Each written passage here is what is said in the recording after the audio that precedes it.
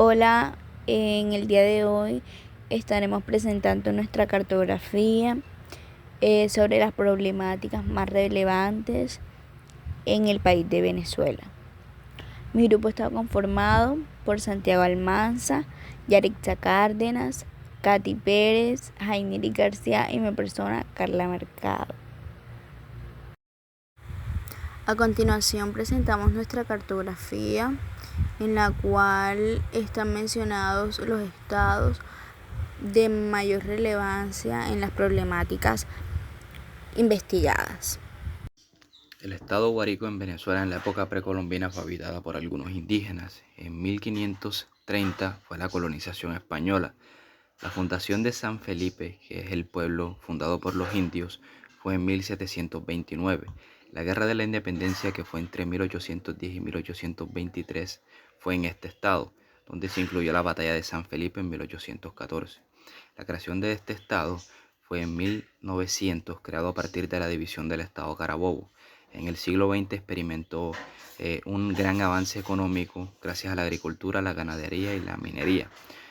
Hubieron varios movimientos estudiantiles y de resistencia que estuvieron en contra de la dictadura de Pérez Jiménez en 1950. Y en el siglo XX este estado se convirtió en un centro cultural importante con festivales y eventos que celebran su rica herencia. El estado Falcón en la época precolombina fue habitada por indígenas. En 1520 fue la colonización española. En 1527 fue fundada la ciudad Coro, capital de la provincia. En 1532 fue la rebelión de los negros cimarrones. En el siglo XVII la costa fue refugio para piratas y contrabandistas. La guerra de la independencia fue entre 1810 y 1823 y este estado fue escenario de batallas incluyendo la batalla de Coro, que fue en 1816.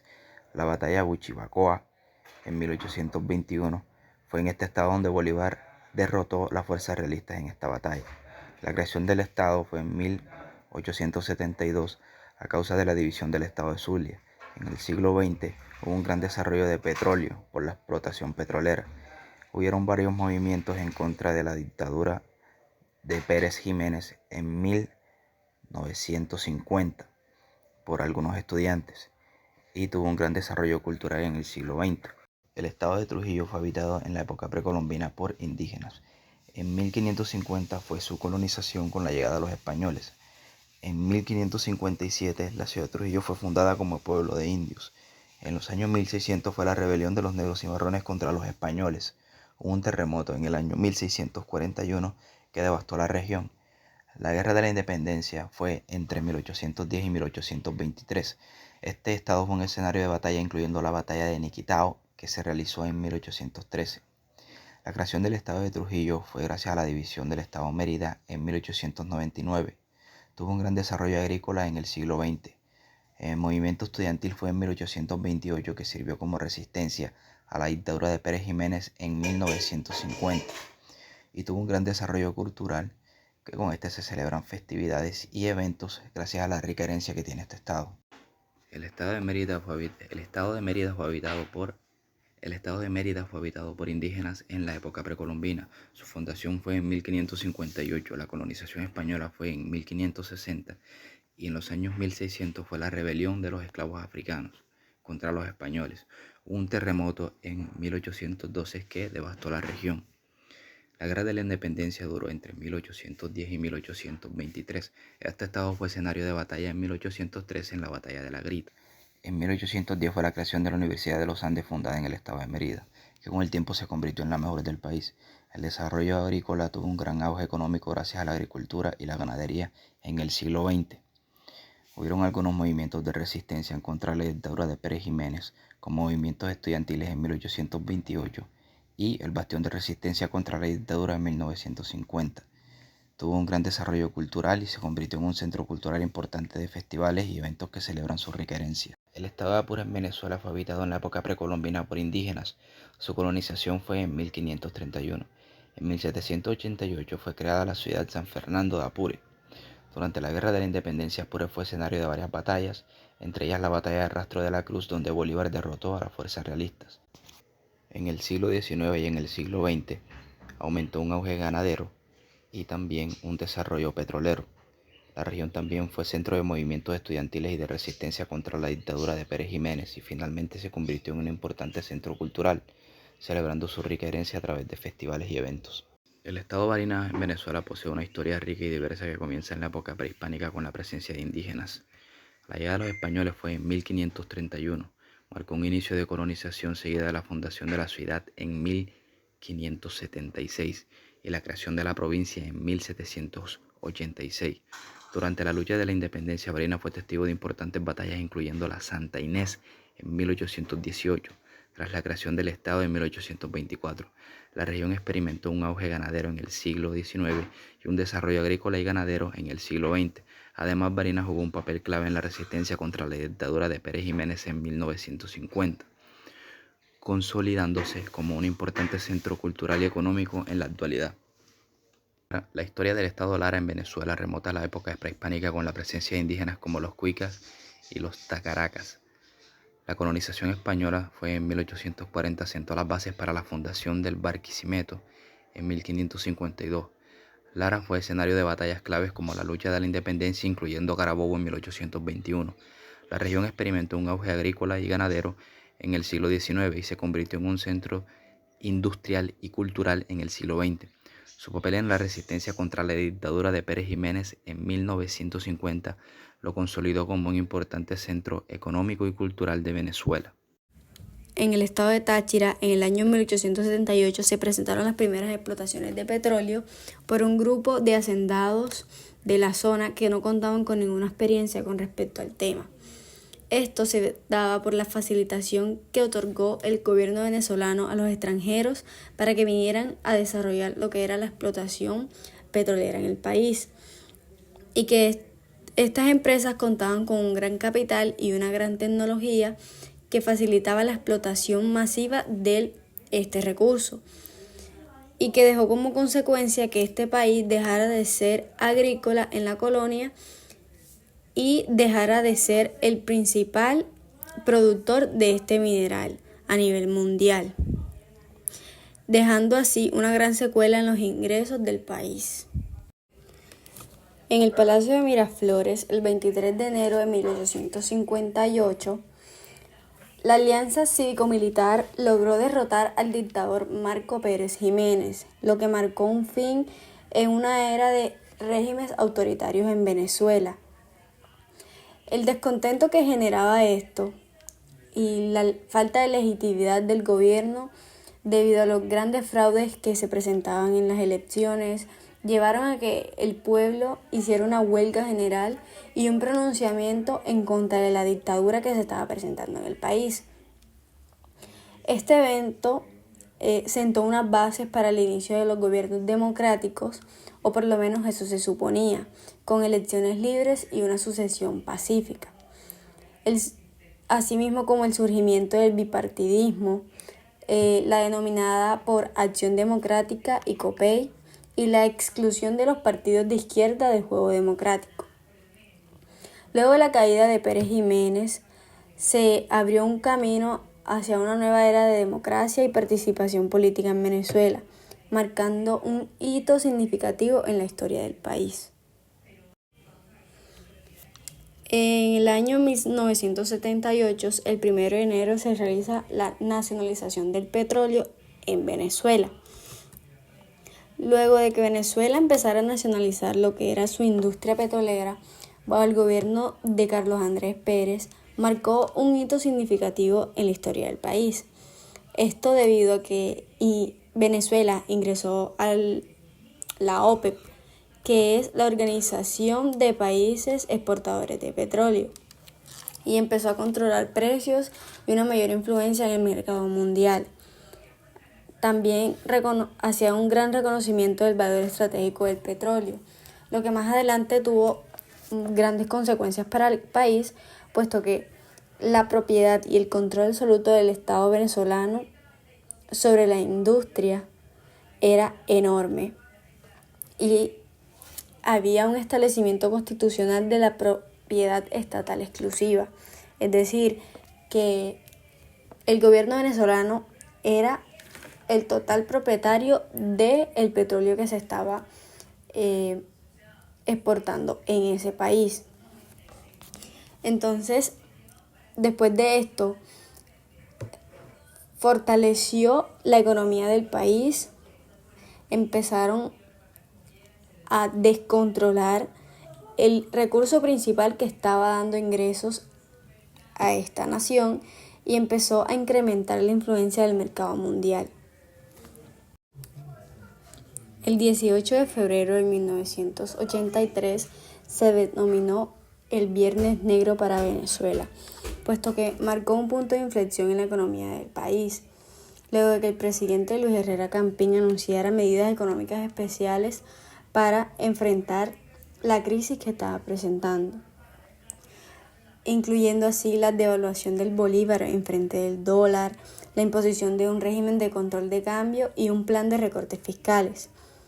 Luego de que estas medidas se dieran, se presentó un golpe a la ilusión de la prosperidad petrolera y reveló la vulnerabilidad económica del país, puesto que después de este Viernes Negro se puso fin a la falsa sensación de la riqueza petrolera, porque como mencionábamos anteriormente, se estaba haciendo un mal uso de ella y una mala exportación.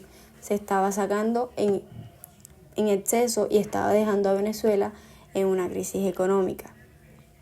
Además, marcó el inicio de una era de ajustes económicos y sentó las bases para futuras crisis económicas que podría presentar Venezuela.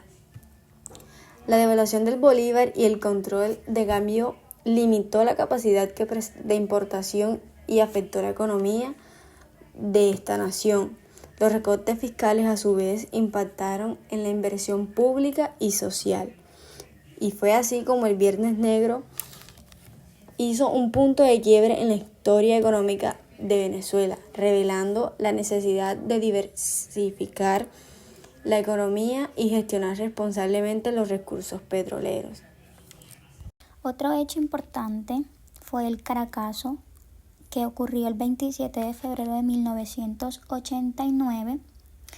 Es importante destacar que este evento tuvo lugar en Caracas, afectando varias ciudades como lo fueron Caricuao, El Valle, Nuevo Circo, La Hollada, Catia y Petare, y en La Guaira, Maracay, Valencia, Barquisimeto, Mérida, Barcelona y Ciudad Guayana.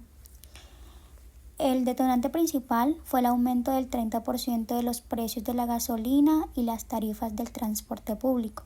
En consecuencia, se produjeron protestas que comenzaron en Guarenas y rápidamente se extendieron a la capital.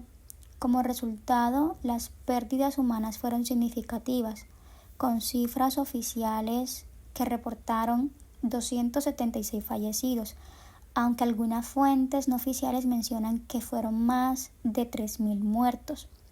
Una de las causas y consecuencias de este hecho fue el aumento acelerado de la marginalidad y la pobreza, lo cual generó un ambiente propicio para este estallido social. Además, el descontento popular hacia el gobierno recién inaugurado de César Andrés Pérez contribuyó a la crisis. A raíz de este evento se inició un proceso de descentralización que permitió por primera vez la elección directa de alcaldes y gobernadores en diciembre de 1989. El golpe de Estado del 4 de febrero de 1992. En Caracas, Venezuela, un grupo de oficiales del ejército, liderados por Hugo Chávez Frías, intentó derrocar al presidente Carlos Andrés Pérez. Este golpe de Estado fue motivado por el descontento popular originado en el Caracazo de 1989 y la falta de respuesta a las demandas de la población. Además, la crisis política en el gobierno de Pérez, caracterizada por su débil apoyo político a los desacuerdos con su propio partido, facilitó la sublevación. Las consecuencias inmediatas de este intento fallido incluyeron una mayor inestabilidad política que finalmente llevó a la destitución de Pérez en 1993. Además, en 1992 se produjo un segundo intento de golpe conocido como el coletazo, que también fracasó, pero dejó en claro la profunda crisis política que atravesaba el país. Avanzando en el tiempo, en 1999, después del triunfo electoral de Hugo Chávez, se llevó a cabo la Asamblea Nacional Constituyente que marcó un proceso de transformación fundamental en Caracas, Venezuela. Este proceso fue ampliamente apoyado por todos los sectores del país y tenía como objetivo principal refundar la República. Como resultado, nació la democracia participativa y se incluyeron nuevas figuras en la Constitución como la reelección presidencial y la creación de nuevos poderes públicos. El golpe de Estado y paro petrolero de 2002. El 11 de abril de 2002, en Caracas, Venezuela, un golpe de Estado liderado por Pedro Carmona Estanga intentó derrocar a Hugo Chávez en un contexto de fuerte descontento social y político. Este golpe fue precedido por un paro petrolero que afectó gravemente la economía del país. Como consecuencia, el nivel de polarización en Venezuela se intensificó, dando lugar a un clima de intolerancia y a la convocatoria de una mesa de diálogo nacional para tratar de resolver la crisis. El fallecimiento de Hugo Chávez Frías. El 5 de marzo de 2013, en el Hospital Militar de Caracas, falleció Hugo Chávez Frías, presidente de la República Bolivariana de Venezuela. Chávez, quien llevaba casi 3 meses internado en el Centro de Investigación Médico-Quirúrgico en La Habana, Cuba, se encontraba en tratamiento para combatir un cáncer que lo había aquejado durante varios años. Su muerte se produjo tras una infección respiratoria derivada de su última intervención quirúrgica. Como consecuencia del fallecimiento, esto generó un gran descontento en Venezuela, ya que el país quedó sin su líder y se abrió un periodo de incertidumbre política. Ante esta situación, se convocaron nuevas elecciones presidenciales. Hugo Chávez había dejado claro antes de su muerte que su sucesor debía ser Nicolás Maduro, su entonces vicepresidente. Como resultado, los seguidores del movimiento socialista se unieron en torno a Maduro, quien finalmente ganó las elecciones y asumió la presidencia. Protestas en Venezuela del año 2014. En 2014, Venezuela fue escenario de una serie de protestas masivas en Caracas y en otras regiones del país. Estas manifestaciones fueron dirigidas contra el gobierno de Nicolás Maduro y comenzaron el 12 de febrero, extendiéndose durante varios meses. Las principales razones detrás de estas protestas fueron la creciente delincuencia, el alto nivel de inflación y la grave escasez de productos básicos que afectaban a la población. Es importante destacar que el 93,35% de las manifestaciones en 7 estados del país, distritos capital, Lara, Táchira, Bolívar, Mérida, Carabobo y Zulia, fueron pacíficas, aunque un 34,05% de estas fueron reprimidas. Arco minero del Orinoco. Básicamente la problemática central que se ha visto en esta zona del país es la destrucción de la reserva ambiental más importante de la República Bolivariana. Esto está ubicado a lo largo y ancho de los 111.843,70 kilómetros cuadrados que conforman el arco minero. Estas extensiones están representadas en 12,2% del territorio nacional. Estas ocupando áreas del estado Bolívar, Amazonas y Delta Amacuro. Básicamente aquí se extraen minerales explotados a gran escala sin control, como lo son el hierro, aluminio, bauxita, oro, coltán y diamantes, como acciones estratégicas del Estado para tratar de cubrir los déficits de ingresos por la crisis petrolera. Una de las problemáticas también ha sido que los mineros son sometidos a turnos de 12 horas de trabajo en pozos profundos, obligados a pagar casi todo su salario a los grupos armados y propietarios de las minas. Cabe resaltar que la mayoría o muchos de estos trabajadores son niños con tan solo 9 años de edad. Los mineros sufren abusos están expuestos a estos minerales, también están expuestos a niveles peligrosos de mercurio, los cuales son utilizados para limpiar el oro. Bueno, ahora hablaremos sobre la caída de la producción petrolera en el año 2020. Nos situamos en el estado de Zulia, exactamente en la ciudad de Maracaibo, conocida anteriormente como la capital petrolera de Venezuela. La caída de la producción petrolera y el cierre de las empresas generaron problemas económicos, falta de empleo y oportunidades para esta población, no solo para la ciudad de Maracaibo, sino para las diferentes ciudades en el estado Zulia. Las personas tenían falta de energía, no contaban con este servicio por los diferentes problemas gubernamentales que se estaban presentando en ese momento en el gobierno del presidente Nicolás Maduro. Sumado a eso, se une la escasez del suministro de agua y de gasolina. Continuamos con el desempleo y la escasez de alimentos. Nos situamos ahora en el estado de Carabobo. Nos centramos en la ciudad de Valencia. La ciudad de Valencia, una ciudad de 700 kilómetros cuadrados con 1.200.000 habitantes, una región, un estado conocido como la capital industrial del país. Luego del chavismo inició una decadencia que en los últimos 4 años del mandato del presidente Nicolás Maduro fue más rápida. Hubieron muchas más decadencias de manera más rápida, desempleo, alimentos, escasez de alimentos, de medicamentos. Las personas debían hacer largas filas de 8 horas en los supermercados para poder adquirir pocos alimentos y en algunas oportunidades durar tanto tiempo y regresar a su casa con las manos vacías porque no podían adquirir alimentos por la cantidad de personas que hacían filas. También no era suficiente el alimento. No había empleo, lo cual lleva y somete a las personas a la delincuencia. La ciudad de Valencia se convirtió en la tercera ciudad más peligrosa del país de Venezuela y ocupa en la 7ª posición de ciudades peligrosas a nivel mundial. Siguiendo con los estados de Anzoátegui y Monagas. Estos 2 estados sufren desde ya hace varios años debido a las continuas fugas de crudo procedentes de las diferentes instalaciones de petróleo de Venezuela. Y muchos de estos vertidos se pueden observar a simple vista y ya hacen parte de sus paisajes.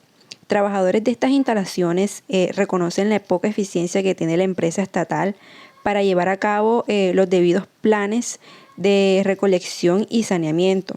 Afirman que aproximadamente el 20% de los derrames suelen ser recolectados, mientras que apenas el 5% de las zonas afectadas son debidamente saneadas, lo cual evidencia un porcentaje bajo en la limpieza de suelos y aguas, lo que lleva pues a la contaminación del agua, de los ríos y a la muerte de la flora y la fauna. Específicamente en el estado de Anzoátegui ocurrió un derrame de crudo muy fuerte, el cual llegó hasta las cabeceras del río Tigre, afectando las siembras y suelos fértiles, donde había sembrados como el plátano, los topochos, cambur, yuca, batatas, maíz, frijoles, árboles frutales, entre otros más. En el estado de Monagas existe un río que surte de agua a las poblaciones de este estado y al cual ha llegado el crudo derramado por esta empresa, y cuya contaminación generó el cierre de varias oportunidades de la planta potabilizadora, dejando sin el servicio a la población por varios días. Estos 2 estados no solo se encuentran expuestos a estos altos niveles de contaminación, sino que también no cuentan con un servicio de electricidad adecuado, ya que pueden durar varios días sin electricidad, no cuentan con combustibles como la gasolina, lo que Esta crisis de servicios ha hecho que la vida en estos dos estados se paralice y afecte de manera bastante directa a esta población. En el estado de Amazonas, al sur de Venezuela, los pueblos indígenas han practicado la minería artesanal desde hace ya muchos años. Sin embargo, con la llegada de grupos armados ilegales colombianos y de garimpeiros brasileños, ha hecho que esta actividad se transforme al utilizar maquinarias y destruir el medio ambiente, ya que pues estos grupos utilizan la maquinaria para expandir esta actividad ilegal por todo este estado y destruyen el medio ambiente debido a que en estas áreas donde se encuentran estos campos de minería son deforestadas, causando un impacto bastante fuerte en el ambiente de este estado. En el 2022 ocurrió una masacre contra los indígenas Yanomami, en el cual los militares del componente de la aviación de la Fuerza Armada Nacional Bolivariana dejaron 4 indígenas muertos. Y es una historia que no solo viven los Yanomami, sino todos los pueblos indígenas del Amazonas venezolano. Y no únicamente frente a las fuerzas del Estado venezolano, sino frente a los garimpeiros brasileños y los grupos armados ilegales colombianos como el ELN y la FARC, los cuales invaden este territorio para extraer oro, mientras que utilizan como mano de obra barata e instrumentalizan para continuar expandiendo el negocio de la minería ilegal. Esta situación no solo agrava los derechos humanos de este pueblo, sino que también la vida de estos pueblos indígenas, ya que para ellos estas tierras son consideradas sagradas y la entrada de estos grupos es considerada como una amenaza para ellos. Además, las tradiciones ancestrales y los modos de vida se encuentran también íntimamente arraigados a estos territorios. Toda esta problemática ha estado afectando la vida de estos pueblos indígenas, los cuales se han visto obligados a irse de sus tierras hacia otros lugares debido pues, a todos los abusos que han estado viviendo por parte de estos grupos. Desde hace ya varios años, más de 5 millones de venezolanos se han ido del país huyendo de la crisis económica y política que se está viviendo. Sin embargo, en el 2020, debido a las medidas de confinamiento por COVID-19 dispuestas en otros países de América Latina, muchos venezolanos que habían estado trabajando en los sectores de economía informal no han podido seguir pagando sus alquileres ni comida debido a la crisis económica que esta pandemia trajo. Viéndose obligados a retornar nuevamente a Venezuela, en donde hallaron condiciones insalubres y de hacinamiento en los centros donde se obliga a los retornados a cumplir cuarentena, con escaso acceso a alimentos, agua o atención médica. Muchos de ellos comentaron que niños, madres con sus niños pequeños no recibían atención médica debido a que se les negaba este derecho. Algunos protestaron por dichas condiciones y fueron amenazados con ser detenidos. Y aunque las condiciones de los centros varían considerablemente, la mayoría de los retornados indicaron que la capacidad de estos centros estaba seriamente desbordada, ya que había múltiples personas en cada habitación. Muchos también reportaron condiciones insalubres como falta de agua y electricidad para hacer funcionar las bombas de agua y la escasez de artículos básicos de higiene como jabón. Todas estas problemáticas fue uno de los factores